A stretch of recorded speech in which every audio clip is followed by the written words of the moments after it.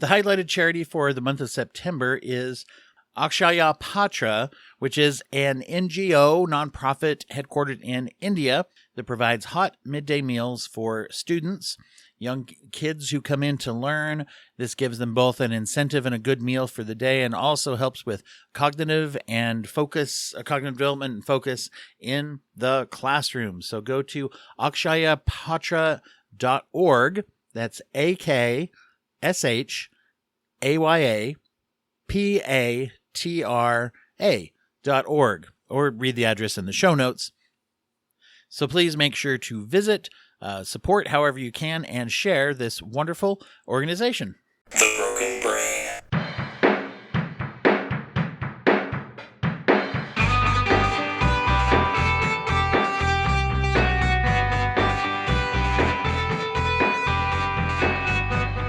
Recording in progress.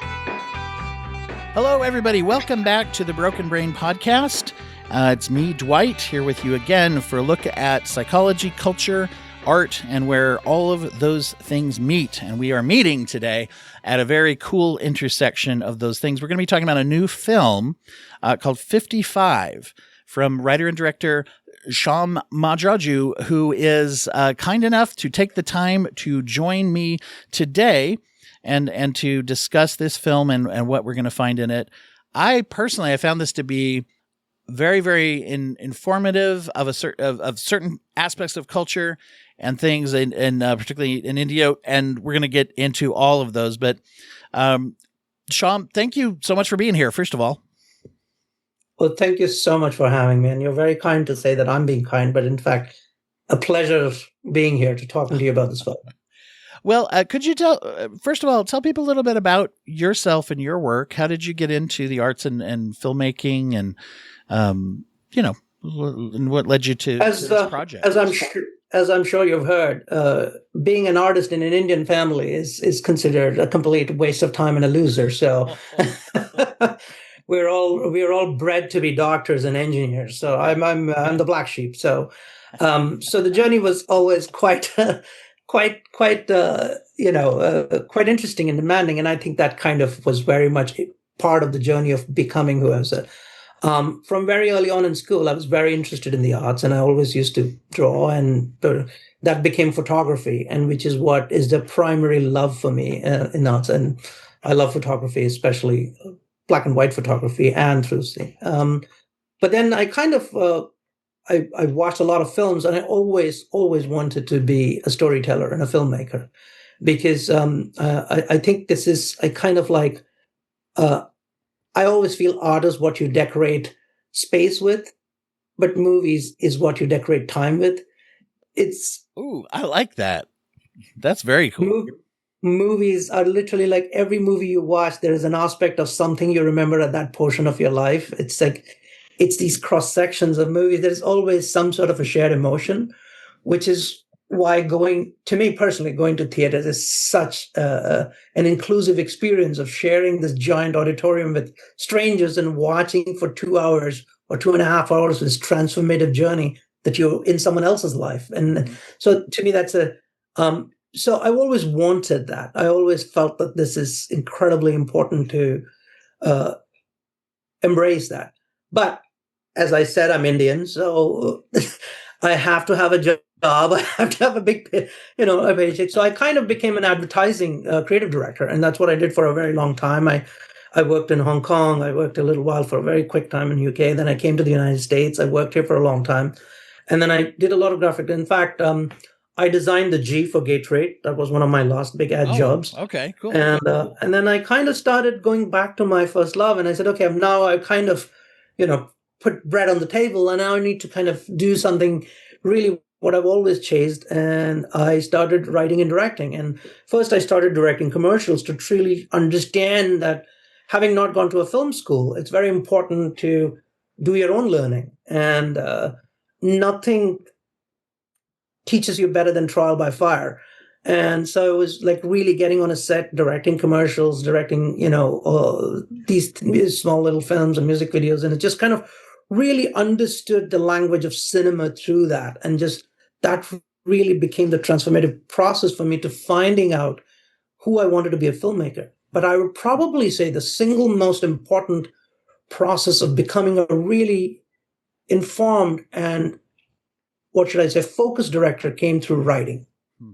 Because writing for me was that real cathartic process where I discovered what my voice as a filmmaker was.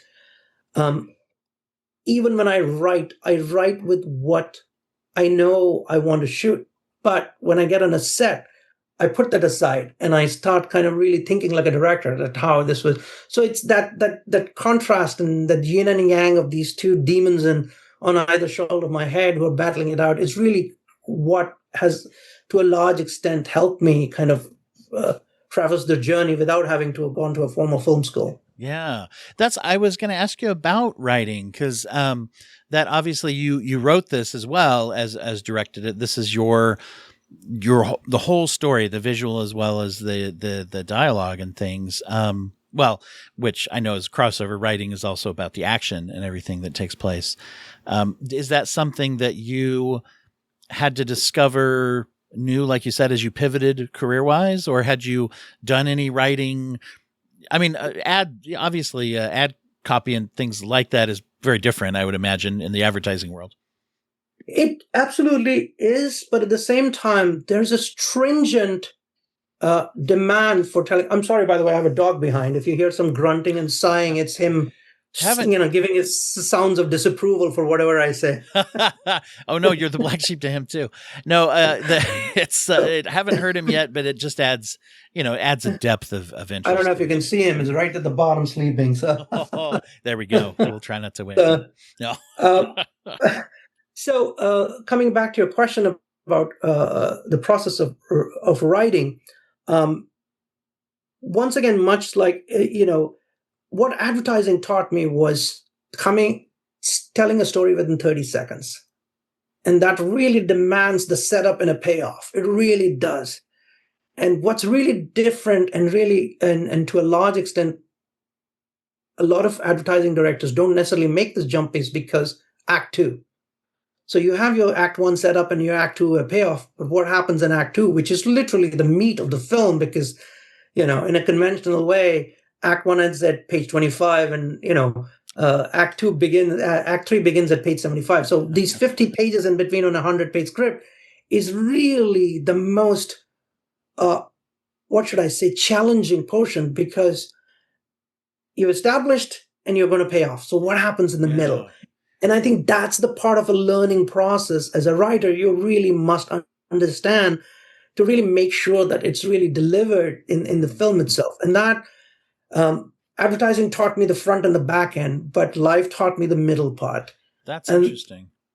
Yeah. I know as a consumer of media, when I look at stories, books, movies, wherever you find them, it becomes very obvious if you're a consumer of stories or a storyteller. It becomes very obvious very quickly that it's much easier to have a good idea for a story than it is to have a good story, and to say, here's the idea, the intro.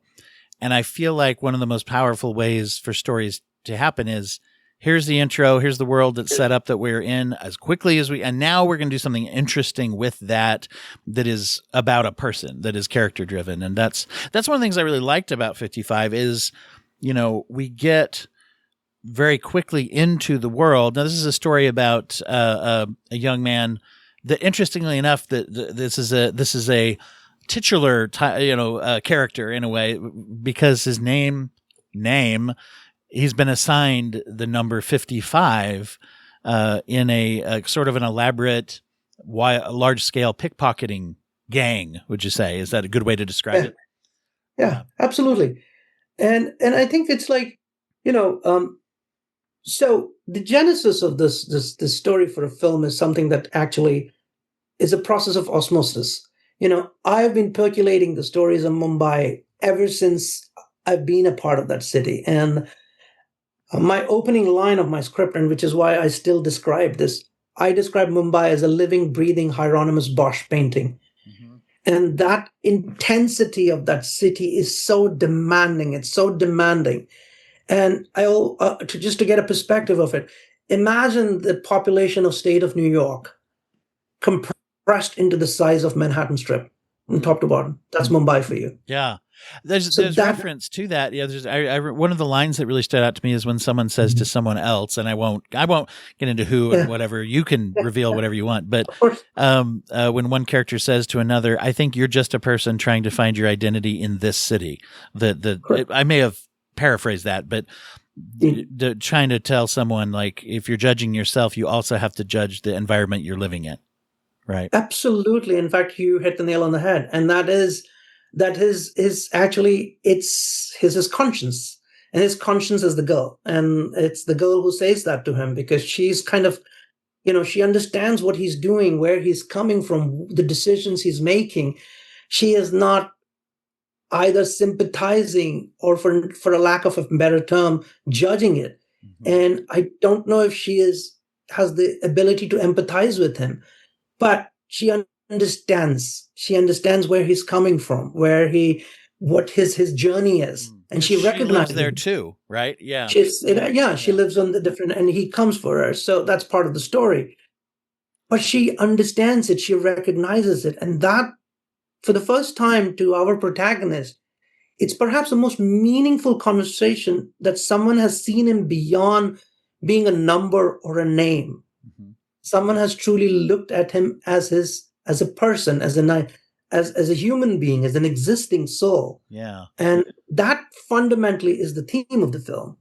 It's this true trust of identity. And I always believe that, Dwight, I always believe that every filmmaker tells one story and one story. They just change the different circumstances and settings and so on and so forth, whether it's Christopher Nolan, Martin Scorsese, or that, for that matter, Quentin Tarantino or Sergio Leone or whoever you pick, Robert Bresson, the one director who I've always admired greatly. And in fact, Pachpan is an homage to his film Pickpocket, which was, for me, the quintessential, the film that really I put on the Rushmore of films, so to speak. And so this is really like, and that's also about the journey of a pickpocket, and as the film says, and his existential. And if you ever get a chance to watch it. If you ever get a time to it, because it's a modern day. It was made in the 60s, so it's not modern, but it stands the test of time about the idea that Dostoevskian judgment of characters are like, we're all deeply flawed. Can we be redeemed? And that's really where Bresson's filmmaking comes from it. And his fundamental acceptance of we're not perfect. Yeah. Nobody is perfect. And that kind of starting point where I'm not here to judge you is a very essential part for a filmmaker. And in that context, the one story I tell is theme. For me, identity is the theme. That's the one story I constantly tell. Perhaps it is maybe some sort of, in a Freudian way, my own story, because I'm, as an immigrant, I've come here and embraced this idea of my newfound identity. So that, to me, a large extent is something that I find incredibly inspiring, and I write that into my stories. So that really is something very, as a filmmaker, single-mindedly the force that leads me to all these stories.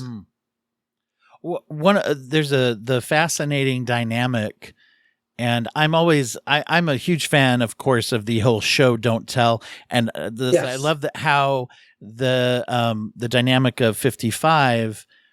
We don't start the movie and he says, "I'm really at war with myself." But what we see instead is him part of this rather elaborate pickpocketing scheme where it's like he scouts. Here's the person. They have people throughout the city texting. Here's this person looks like they have money. They get there. He does the pickpocketing, passes it to someone else. He's the best with his fingers. We soon learn that this is a gang that is not his gang. There's there's brutality. There's obviously, they all have numbers tattooed instead of names. They're certainly not allowed to leave. This is also how he eats. This is also how he lives in this city. But here's the war with himself, where he almost immediately, we find that he will keep the identification of cards of the people who he steals from. And then he likes to go and observe them and their life. and this fascination with the lives of his victims and their the normalcy struck me of like they have family lives or that he likes to watch them. And so that was a great way. I thought it was brilliant to say, oh yeah, very, very early on we see here's a good stealing, and I have this connection to these people that I want to have. Anyway, I was very curious about how did you land upon that as part of his personality? First of all, I think you're incredibly observant to take all those pieces. So to me, that's like really kind of thank you. So as a filmmaker, that's the best compliment you can ask for. Is like, I think you probably, I don't know if you're familiar with that. I might be butchering this French philosopher. He's a psychoanalyst, Jacques Lacan. He was a prodigy of Freud. He had this theory called the mirror moment, and he has his philosophy that everyone has this moment, a mirror moment, when they look at the mirror reflection of theirs for the first time, they realize self. Mm-hmm. And it kind of expands on the Jungian theory of ego and Carl Jung's theory of ego and everything. So his idea is that when you look at the mirror, you're really seeing the self that psychologically you want to see of yourself, which is very different than the image that a camera takes of you. Mm-hmm. So his whole logic is that the mirror reflection is your recognition of self. And that's why I started with the mirror shot in the front. For me, this is that cathartic moment where he is looking at himself and questioning, what is my true self? Am I this name? Am I this name? Am I this name? Or am I something else? And that really sets up the film in a fundamentally granular level, what his journey is. And those ID cards, it's so I'm also a huge fan of Paul Schrader. We both share our love for The Pickpocket, Robert Bresson's film. And he's done a whole essay on why Bresson's film is one of the greatest films. But his description of what he writes as the idea of relation between a theme and a metaphor is transformative. And for me, that was one of the most inspirational things as a writer when I was writing this and when I was kind of going through these things. His example is always of Taxi Driver, which he wrote. And he struggled for a very long time while writing it to understand what is the film about, what's the theme of this film. And he only found it when he himself started driving aimlessly in the middle of the night, with a bottle of whiskey. And it's just kind of just aimless. And he realized that it was very self-reflective. It was about loneliness. And that kind of, and he often talks about how once he had it, he just wrote the whole film in 28 days or something like that. He just kind of pounded out in 2-3 weeks. I can't remember the exact number of days, but that epiphany, the moment you understand what your film is about. And his next big revelation was, that's literally what the metaphor is. This coffin, this metallic coffin that he calls a taxi and drives around to his inevitable destination, and how he befriends strangers. And I thought it was such a wonderful way of putting into context of what he wrote. And that's really became like my learning process of writing 55. And the cards were my metaphors. The ID cards were my metaphors. Yeah. And it really became, so that's his little way of sharing his life with other people and his window into other lives. And that is why he looks at the address, follows them, goes and watches them. And that's his insight. Mumbai is a very classist city. It's very divided. And it's 60% of Mumbai's population lives in slums. But practically the city runs on their labor. But it's a deeply kind of classist city. And the only way you can dream of a life like that is by, being voyeuristic about it, especially for someone at the bottomest level of that totem pole, so to speak. And that's really where a lot of the images that you're referring to and you kind of picked up on are this kind of a very metaphorical symbols of his journey. And it seemed to me like that was how he maintained a level of innocence, even to say, because there was an obvious, and I don't recall the actor's name. I thought he did a brilliant job of just a lot of nonverbal communication of there's a separation. He even moves a little different. He seems to have a freedom around him that beyond what he actually has, because he certainly does not have, and that he seems to maintain some innocence, though while flawed, he is living in a world that is more flawed, and he is somewhat, well, I don't know, I want to say transcendent of the he's not completely corrupt, whereas you see even the little boys in the gang turn on each other quickly, and that there's a corruption that bleeds into the way they do things, even when they're trying to befriend each other. And it seemed like he was somewhat like being dragged down by that, but somewhat separate at the same time. You're absolutely right. And that's really how Paul Schrader describes Bresson's filmmaking, transcendental filmmaking. Mm-hmm. And it's this idea that there is a higher calling for each of us. And you're absolutely right. Pachpan's character, Rizwan, his name is Rizwan, he played. And just to give you an idea, I cast 600 kids, but none of the kids have acted before, by the way. This is the first time they've acted, yeah. Wow. So we cast 600 people, we cut it down to 200, and I think 200 became 50, 50 became 25. We workshopped with 25 kids. And one of the things that I did very early on when I was actually part of my research was the story first originated when I actually watched a kid pickpocketing someone, stealing from a woman's bag. I kind of tried to befriend the kid. At first, he was very wary and very kind of thing. But he kind of, as he heard me talking, he kind of figured out that my accent was slightly different than a regular Indian accent. So he kind of said, "Oh, you don't live here, do you? You live outside of India." I said, "How perceptive? How the hell did you figure it out?" And he kind of said, like, you talk different. I'm like, "Oh, wow, okay." But that's the level of awareness. Important when you need it to survive.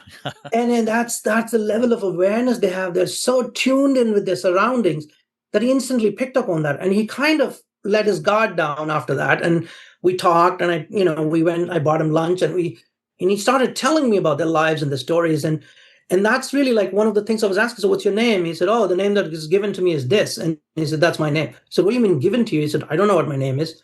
I have no idea who, this is the name that was given to me. So I go by that name."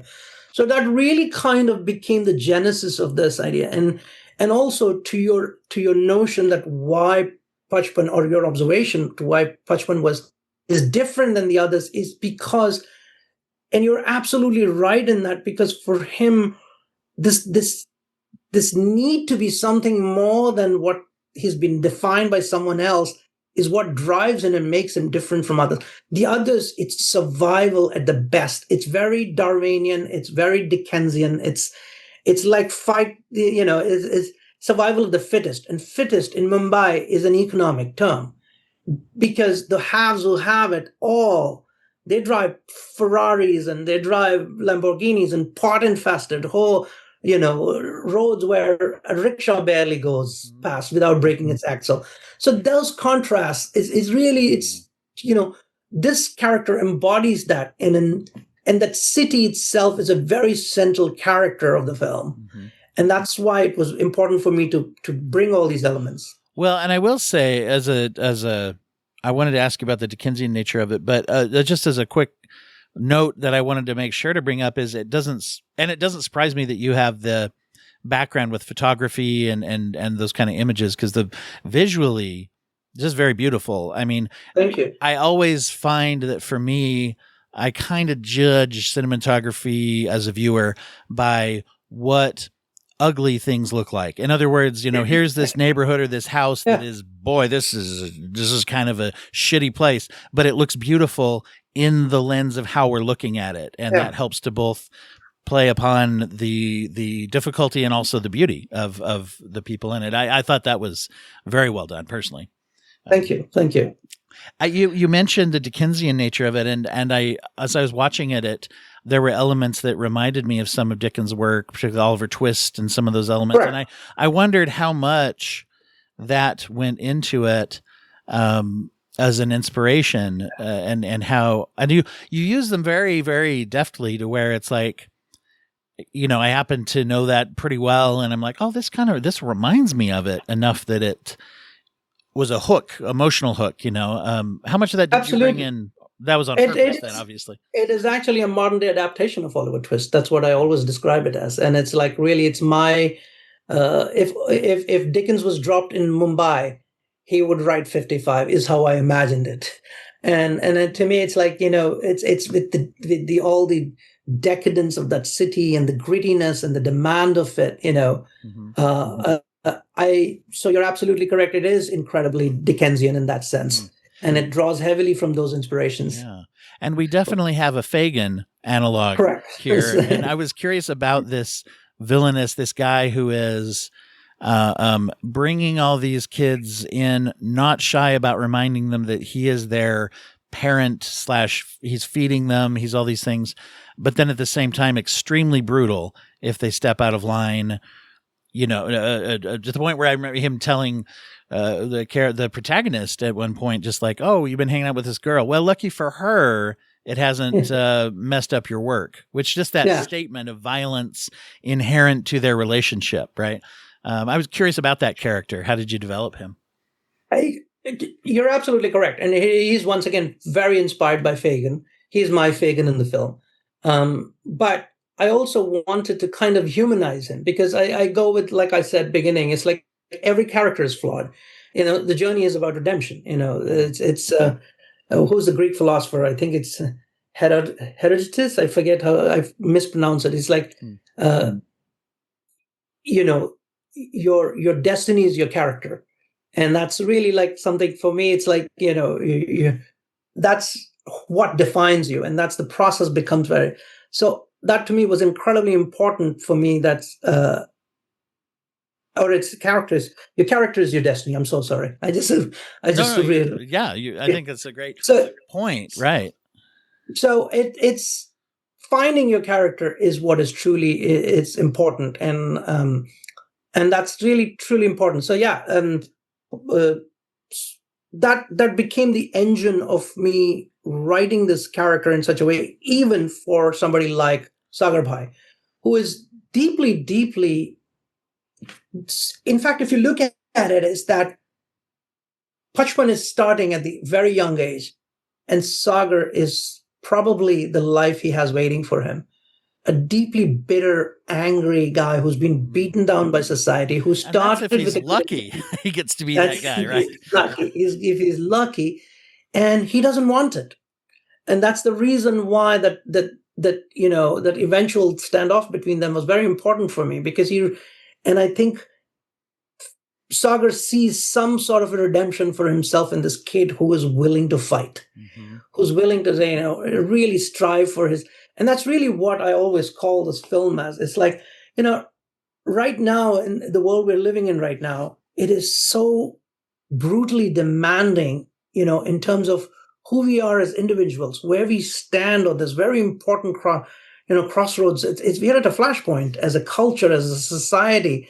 And what is our character? Is our destiny, as the Greek philosopher said.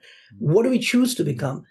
And it's a very important part of our lives right now. And I think more than anyone else is like, how do kids grow up in environments like this? How do kids grow up in a society, or for that matter, cities, that is just looking to eat them alive and chew them and spit them out, And that's the level of brutality we are seeing right now in front of us.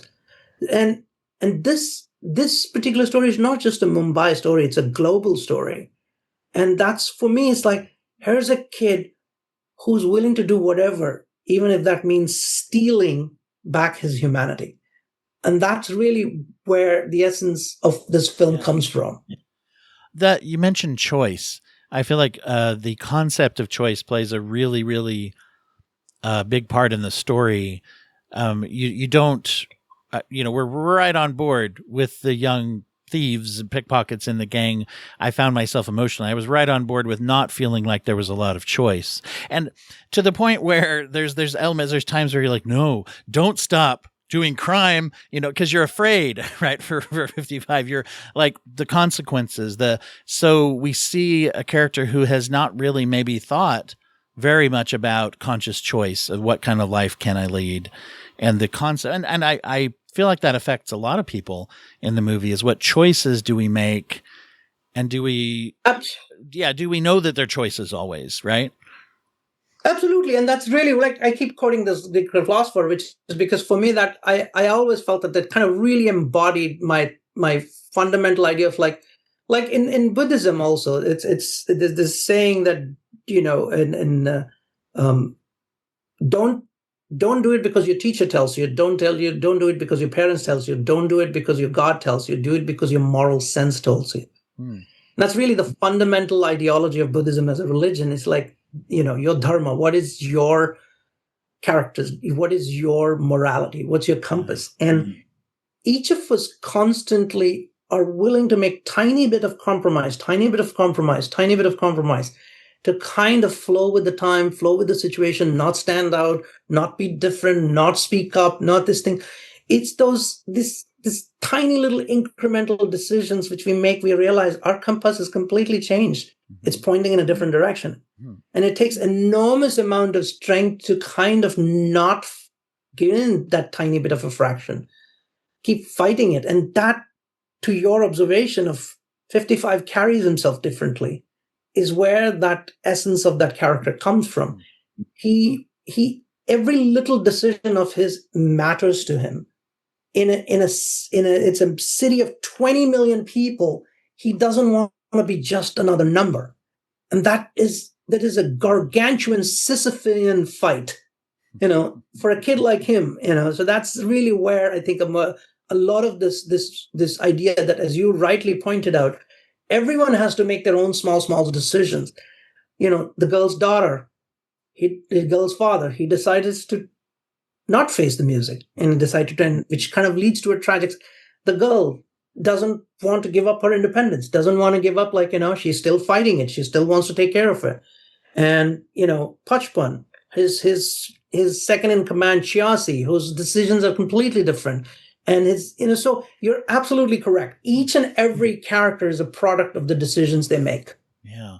And I guess one of the things 55, I feel like along with him sort of have that voyeuristic piece, at some point he has to make a real choice of, there's a feeling of like I have this kind-hearted nature toward these people. There's almost a feeling of making amends or being different.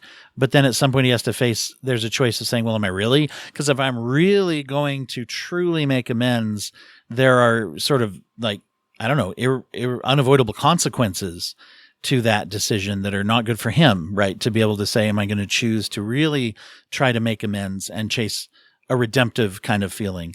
Or am I just going to not and kind of either half-ass it or just not really do it at all? That's what struck me, that at some point he makes a decision whether or not he's going to say, well, am I truly going to act in a way that is redemptive? And even to the point of putting himself at risk. Correct. You're absolutely right. And that moment really becomes the transformative point of his life, because all this while he's been observing, he's been watching, he's been like, it's voyeuristically, he's been kind of being an observant from the other side. But for the first time in his life, he decides to participate in one of those windows. Mm-hmm.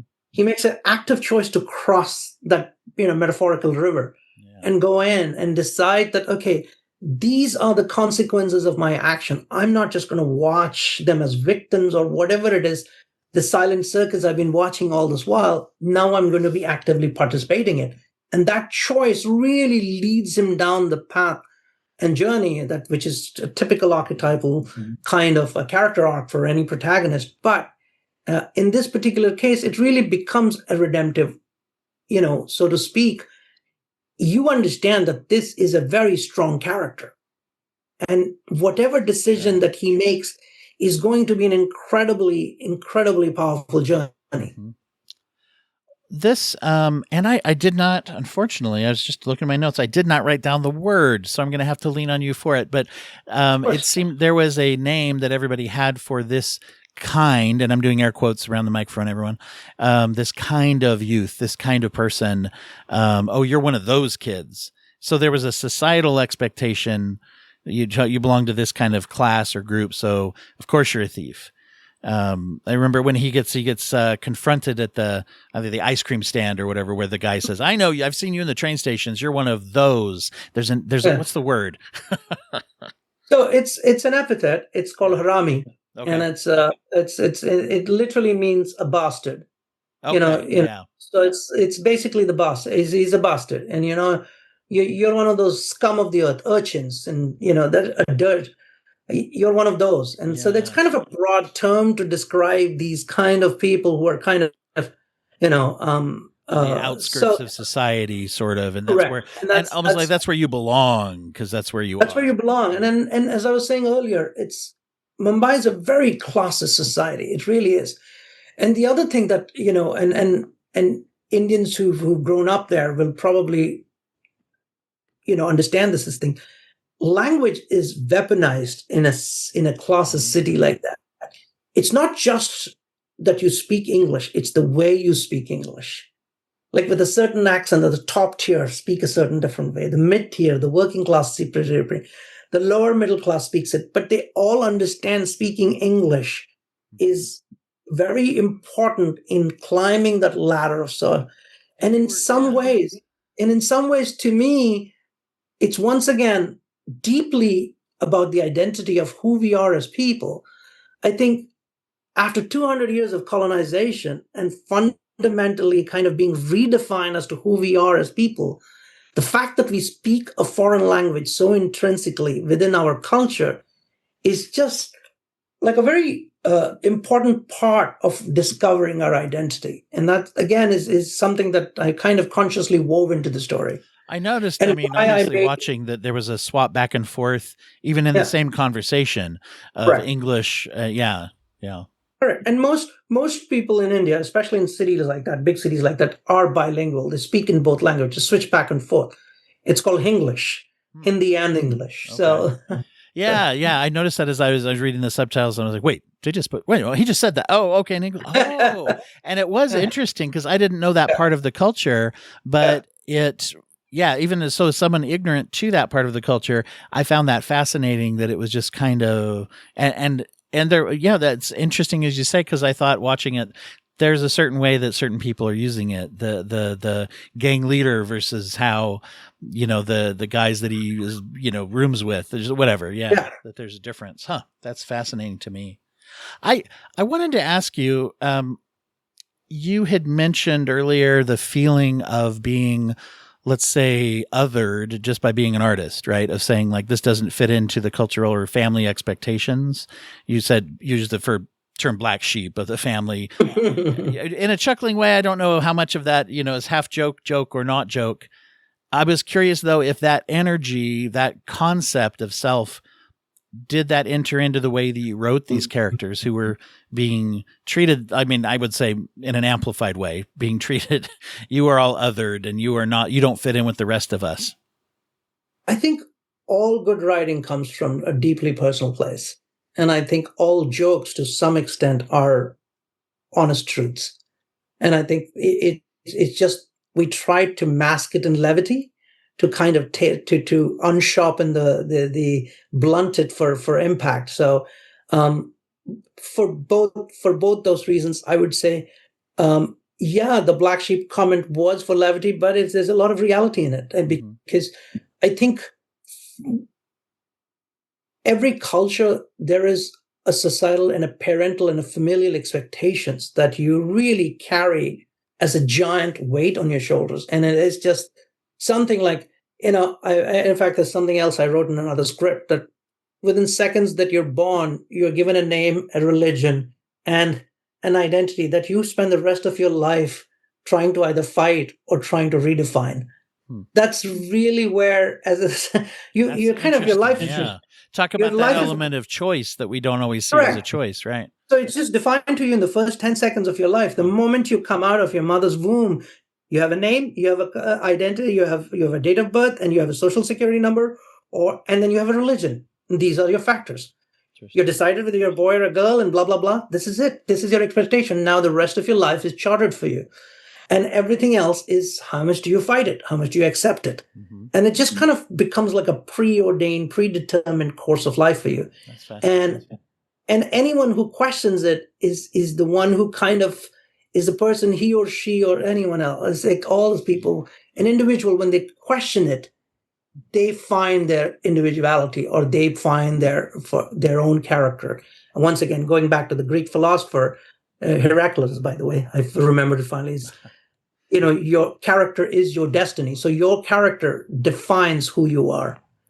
And you don't always fortunately some do, but you don't always find a great deal of support in questioning one or all of those things, or shifting and changing those things that were assigned to you, as you say, the first 10 seconds. Absolutely. Not everybody is like, yeah, you should do your own thing. It's like, because no. because you're questioning the status quo, because in a weird way you're questioning their own status quo. They followed rules, and they're like, what's your problem? Why aren't you following rules? Why do you have to break away? Why do you have to go save someone's this thing? You pick their pockets, that's great, we got the money. Why do you care what happens to them? But in fact, it would only make you feel worse. Correct. In some ways, because he does, correct. Right? Going and saying, "Oh, I messed up part of a big chunk of their life, depending on how much I took." And they're living under the same culture and rules that he is. If they don't have money, it's bad, right? Right. And look, and that matter, Dwight. Look at the current world we live in. It's better not to speak up and just look the other way, pretend it's not happening. Whatever that is happening, pretend it's just stop caring. Mm-hmm. And that's really it's just become very much a part of our identity. Well, this is it's been very fascinating for me, and also one of my favorite things about doing this interview.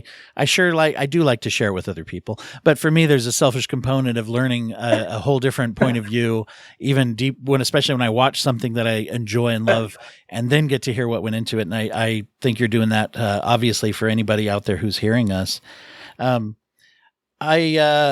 So I wanted to ask where people can find this, if there's any distribution information yet, or anywhere where they can look for it or expect to see it. Before we hit on that, though, I always like to ask everybody if they have any recommendations for people out there of a way that we can take action and give back. So I don't know if you have any kind of a charity or nonprofits that you know of or love and care for that you could recommend for people. Absolutely. For years, we've always supported Doctors Without Borders. I'm being a tireless, what should I say? I deeply appreciate what they do, especially for children, especially for children in war-torn countries and impoverished countries where it is the highest act of selflessness, where these doctors dedicate so much of their lives and their careers in trying to. So I'm a huge supporter of Doctors Without Borders. So please, if anyone wants to, I'm happy to shamelessly plug for them. Yes. They're probably the closest thing we have to, guardians or angels in this thing, because there is so much of great selfless work that's going on. So I would probably say that's my favorite charity. Wow. Thank you for sharing that. Yes, very much. I always like when you can see efforts that are like, we can do this and we're going to do this. And that's the thing, the mission. Well, I even love their name, Doctors Without Borders. So it's like, boundaries, what we were talking about, status quos and stuff like that. Humanity is just, it transcends everything. So for that reason alone, they're worth it. And there's such an impulse we have to say, here's a thing, a philosophy, a space, a country, whatever. We carve this out and I own this, and you're only allowed in if I say you are. And just those boundaries and borders that we've manufactured in many ways. Well, what about this? Where can people see this? Is this going to be going up in any particular streamers, venue? Yeah, I think it's coming out in September 6th. It's on one of the digital platforms. I think I'll have Ariana give you those details, because Absolutely. I'm not sure that it's official yet or not, but if it is, she will pass you on that stuff. And I think, yes, it's right now they're doing a limited theatrical release, which I'm extremely happy about. Which is what every director wants, or every filmmaker wants, is their film to be seen in screens. Oh, of course, yeah. I get to talk to a lot of indie filmmakers, and it's like when you can get some screens up as well as there's such a weird relationship with streamers nowadays. I think the world will be a better place if we start going back to cinema theaters and watching a collective shared experience. I really do believe that. I think the death of cinema is in many ways the death of society, because we stop participating on each other's lives. And I think it's very important we bring cinema and cinema theaters back, more importantly. So I'm very happy for that. And I think once they finish these things, it'll be great to see it on a digital global thing so that everybody can watch it. So I think it's Hulu, if I'm not mistaken, but I want to confirm before. Okay, we'll make sure. Get that. We'll make sure about that. Uh, is there what is there or what is the best way for people to follow you and your work? Is there a webpage or a social media or somewhere where it's like can see what you got cooking as you move forward with things? Absolutely, absolutely. I think mostly it's the IMDb. I for some reason I tend to be an incredibly reclusive guy. I'm not much of a social media guy. I just kind of tend to. I want people to know me through my work. And my opinions are not meant for to stand on a pedestal and loudly proclaim. I'd rather have it be seen, heard through my work. So that way, I'm very off these kind of platforms. But that said, uh, um, you know, IMDb is a good place, and I'm happy to tell you what my next two projects are. I was going to ask that actually. Yeah, please do. And in fact, Ridley Scott is producing my next two projects. And they were incredibly supportive of this film. In fact, to a large extent, it was Scott Free's help that it got finished and it got the level of exposure that it's getting. It's somebody like when I always say this, like Ridley Scott is the Godzilla of filmmaking. So when Godzilla calls you and tells you that you're not half as bad at breathing fire, that is the ultimate compliment you can get. Yes. Like, okay, I can mess this up. I didn't completely mess this up. I did a half decent job. So he was very effusive in his praise for the film. And he was he supported it. And his film executive, Tom Moran, who has, I would say, probably the single most powerful guy in trying to get this to that place, helped it tremendously. He's like a evangelist for this film, as is Paul Feig, who was another big name director who got behind this in a very, selfless, committing way. It was incredible. So it almost became like a village that came together to make this.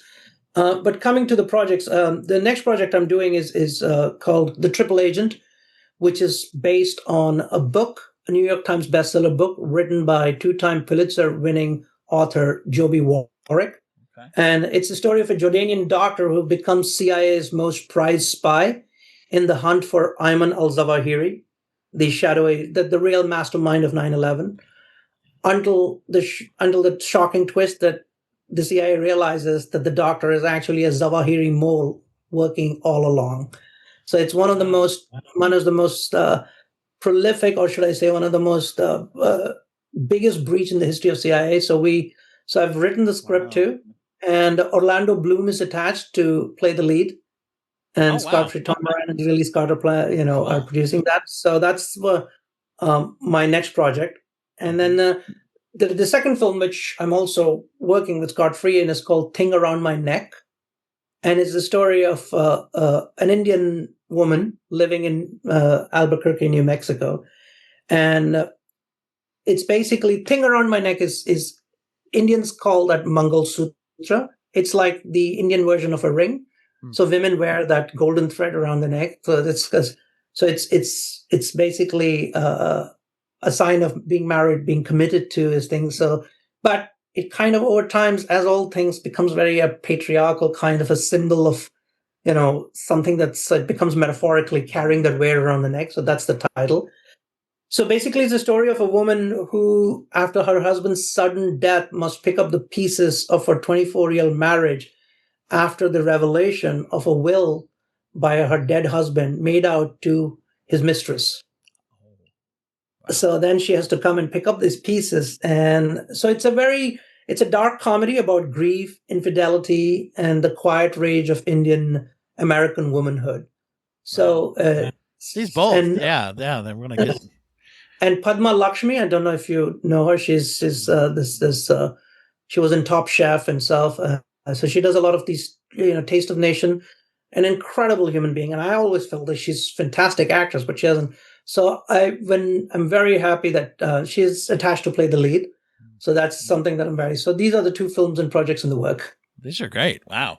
Well, I'd love to, in my dream perspective, I'd love to be talking with you when those come out again. I would love to be back here and talking to you more about it. Well, once again, I want to thank you for being, having this conversation with me, but on a deeper level too, I always appreciate when there is storytelling that is meaningful like this. And so I also want to take the time just to thank you for making this film as well and putting it out there for everybody. So thank you so much. I really appreciate it. And I watched some of your stuff, and I really loved how you integrate the idea of mental health as well as humanity, as well as psychological deep this thing. So to me, it's very appreciative of that you don't come at it from one perspective. You understand the cross sections of all these aspects of life, and how filmmaking, for a lack of better term, has almost become like this kind of a de facto voice for us as a collective society. Wow. And it plays a very important role. And movies can have this incredibly powerful effect on people. We can either keep doing what we're doing, saying that we need to wait for superhumans to come and save us, or each of us can act like a superhuman being, or in our own ways, and find our true calling. So there's a world where both these movies exist. That's true. Well, thank you. That's I really appreciate that, especially coming from you and the work you're doing. So thank you so much. It's been great. Great. It was a pleasure talking to you.